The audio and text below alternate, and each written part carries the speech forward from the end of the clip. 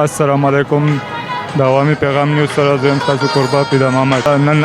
چې اچانک د اختر حکومت اعلان وکړو نو مکمل لاک ډاون دی او دکانونه بند دي او خلکو ته ډېر مشکلات دي خلک چې نیمګړې کې سوداګانې پاتې شوي دي نو په دې طرح خپل تاثرات تاسو ته پیش کوي موږ سره اوس اعوذ بالله من الشیطان الرجیم بسم الله الرحمن الرحیم اچانک اختر شو تاسو د په باره کې څه وایي زموږ لپاره خو اول شکر دی چې موږ روزه ښه په دغه سره ونیوه دا د الله تعالی لږ لږ شکر دی خدای دې قبول کړي بل د دې ملک صورتحال خو موږ وایو د فلسطین چې کوم ظلم روان دی موږ له ټول نه پکار چې د هغوی د بچو لپاره دواګانې وکړو نور اختر خو چې دی دا د غټانو لپاره دی د غریبانو لپاره به څه اختر وي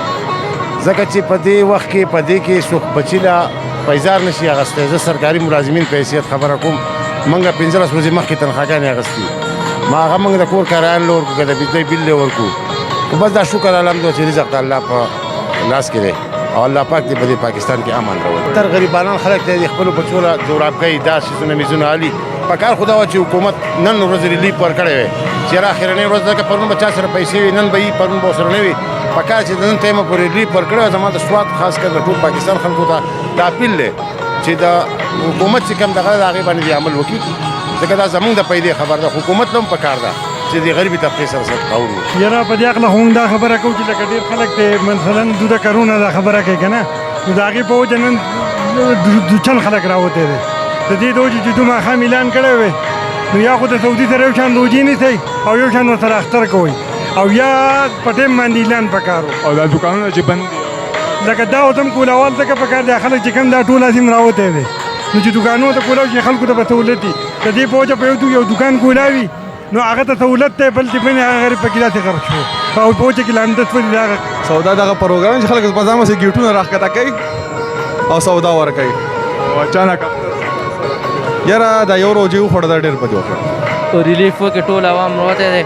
او ځانه سوداګانې کوي د اختر چې کوم ضروري کم سامانو هغه کسانو نه دی هغسې واړه په کورونو کې جاړي زمونږ انتظامیه ته دا درخواست دی چې په هغو باندې چې څومره ریلیف وي چې عوامو له دا ورکړي او چې عوام ځانه د اختر د سوداګانې وړو له والي او واړه خپل اختر ومنځي موږ د ملک کې دا څه روان دي څه کېږي دا وګوره دا کم نمونه حل دی مخلوق ته کم تکلیف دی لکه لاکډاونونه د ورځې چاپونه بند دي دکانونه بند دي ګراني نه مهنګاني راغلي د هر شی تو ور سره خبرې کوي او لکه سړی څه اخیستی نه شي